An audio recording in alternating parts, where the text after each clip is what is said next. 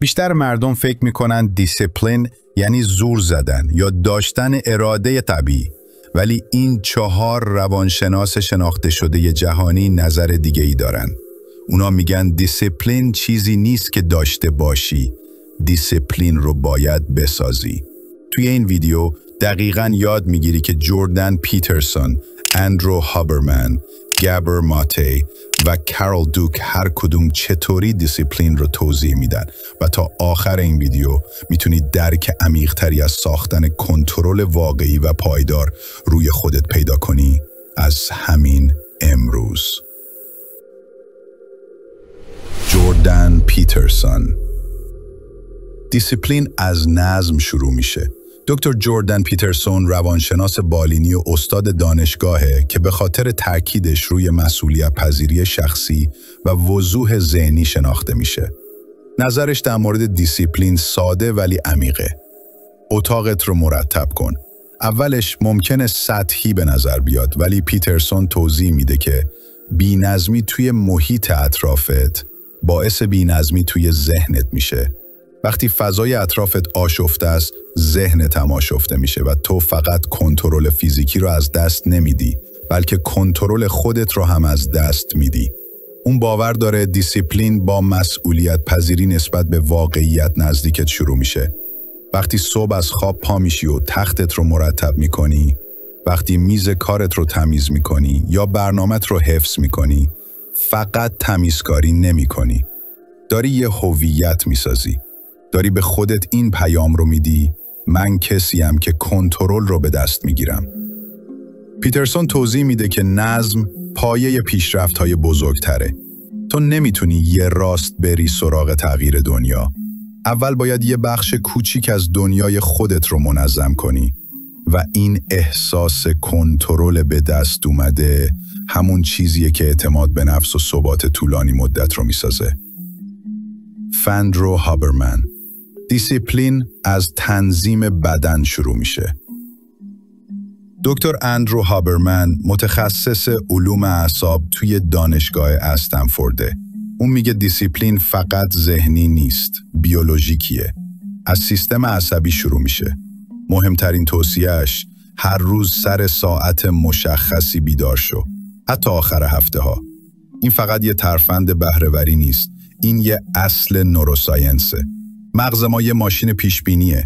اگه ساعت خوابت نامنظم باشه، مغز سردرگم میشه.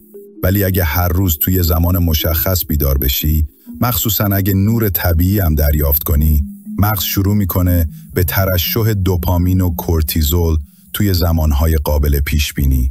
یعنی انرژی بیشتر، تمرکز بهتر و اراده قوی‌تر، بدون اینکه تلاش اضافه‌ای بکنی. گابور ماتی. دیسیپلین نیاز به شفا داره. دکتر گابور ماتی پزشک و متخصص تروماست. اون به دیسیپلین از زاویه عمیق‌تر نگاه میکنه، زخم‌های هیجانی. اون معتقده بسیاری از رفتارهایی که ما اسمشو بی‌انضباطی میذاریم، مثل اهمالکاری، پرخوری یا فرار از ورزش، شکست در اراده نیستن، بلکه روش‌هایی هستن برای کنار اومدن با درد. ما از کارهای سخت فرار میکنیم چون در عمق وجودمون اونا رو با شرم، طرد شدن یا شکست پیوند دادیم. از نگاه ماتی، قبل از اینکه بخوای دیسیپلین بسازی، باید بپرسی دارم از چی فرار میکنم؟ و همین سوال همه چیزو عوض میکنه. اون میگه زخمای درمان نشده میتونن برنامه ریزیامون رو نابود کنن، حتی اگه باهوش یا با انگیزه باشیم. اگه مدام وسط راه رها میکنی، شاید یه جایی درونت باور داره که لیاقت موفقیت رو نداری. اگه از تلاش کردن تفره میری، شاید قبلا یاد گرفتی که تلاش همیشه با ناامیدی همراه بوده. برای ماتی، دیسیپلین از آگاهی همراه با شفقت شروع میشه. به جای سرزنش کردن خودت، باید کنجکاو باشی. به جای زور زدن، باید گوش بدی. اون باور داره تغییر واقعی زمانی رخ میده که به جای جنگ با خودت شروع کنی به درک کردن خودت. کارل دوک. طرز فکر تو دیسیپلین رو میسازه یا نابود میکنه. دکتر کارل دوک روانشناس دانشگاه استنفورد و خالق نظریه طرز فکر رشد. او میگه باوری که نسبت به خودت داری نقش مستقیمی در دیسیپلینت داره. از نگاه دوک، آدم‌هایی که طرز فکر ثابت دارن باور دارن که توانایی‌هاشون تغییر ناپذیرن. یا آدم منظمی هستم یا نیستم، یا با انضباطم یا تنبل. این طرز فکر باعث ترس میشه، چون هر شکستی تبدیل میشه به سندی برای بی‌ارزش بودن. اما آدمایی با طرز فکر رشد، تلاش رو راهی برای بهتر شدن میدونن. اونا باور دارن که دیسیپلین میتونه ساخته بشه، درست مثل یه عضله. وقتی شکست میخورن، نمیگن من به درد نمیخورم. میگن این بخشی از مسیره. دوک تأکید میکنه که هویت ما ثابت نیست. تو یا دیسیپلین دار نیستی یا بی‌نظم.